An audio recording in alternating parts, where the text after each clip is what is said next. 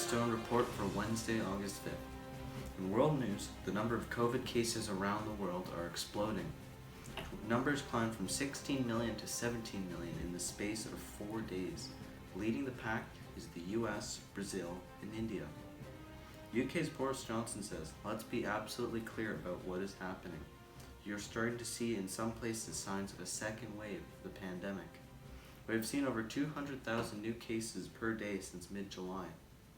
According to Johns Hopkins, Wednesday marked a new record in infections reported in a single day at over 290,000. Experts say the true number of cases could be 10 times that number. Worldwide, we have reached almost 700,000 deaths. Debates over masks and other measures are a large factor in the spread of COVID. Health officials have blamed the recent surges on loosened economic restrictions and growing gatherings of young people who are leading other demographics into new infections. With looser restrictions, this will most likely continue indefinitely. Meanwhile, in Canada, the number of cases remain very low. In related news, Americans traveling through Canada to Alaska can expect stricter rules. The Canada-US border remains closed to non-essential travel in order to keep COVID rates low. Currently, Americans looking to drive to Alaska are allowed to travel through Canada. It turns out that some Americans are entering Canada to visit tourist destinations rather than heading to Alaska. Canada's efforts to crack down on these rule breakers will now be tougher. CBSA says as of July 31st, stricter rules and additional entry conditions will be imposed on travelers transiting through Canada to Alaska for non-discretionary purposes. Points of entry will be limited and their cars will be tagged with a specific departure date. The CBSA emphasizes these measures are put in place to further reduce the risk of introduction of COVID-19. They also add that these measures also apply to foreign nationals transiting to the US through Canada from Alaska. With no border opening in sight, they better get used to it. Anyone breaking the rules will face hefty fines and possible jail time. Closer to home, the Ontario government has announced back-to-school COVID measures.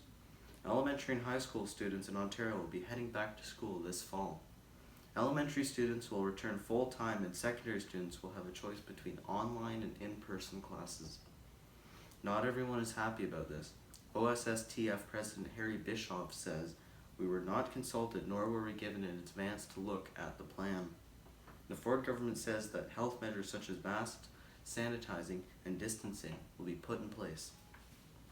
Elementary students up to grade 4 will not be required to wear a mask. Liberal leader Stephen Del Duca says this is nothing short of a catastrophe, and the government blatantly ignores recommendations from school boards, teachers, healthcare associations, and parents.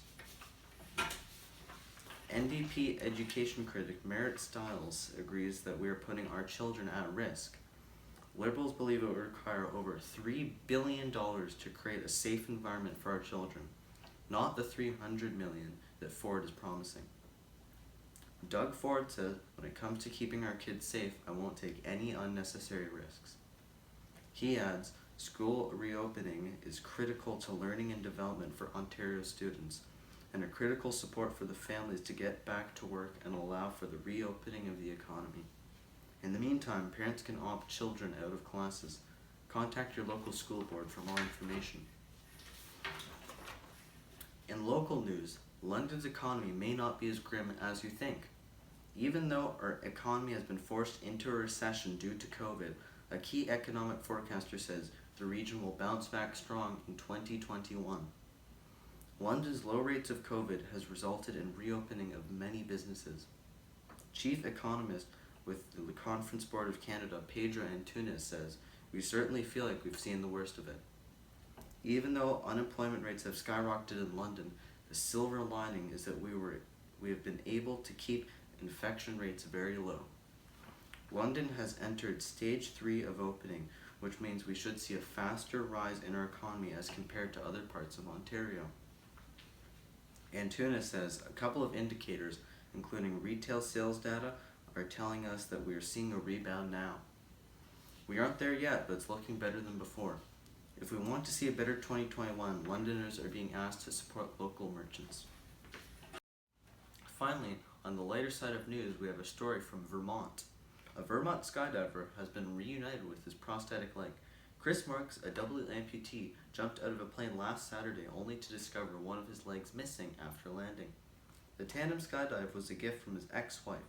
Marks is working through a bucket list of things due to a recent cancer diagnosis. Mark said, "I think my adrenaline was so high that I just never even realized it until I actually looked down and saw I was missing it." Pleas went out on Facebook asking people to help look for his leg.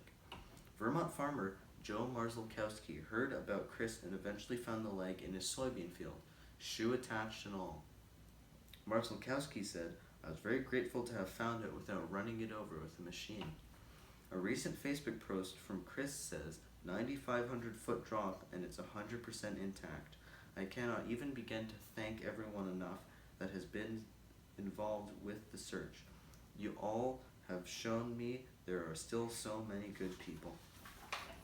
Marks, who is in end-stage kidney cancer, was grateful to be reunited with his leg and to continue with his bucket list. The two men say they may skydive together one day. Reporting live from beautiful London, Wednesday, August 5th, this is William Stone signing off for the news. Thank you for choosing the Stone Report, and good night.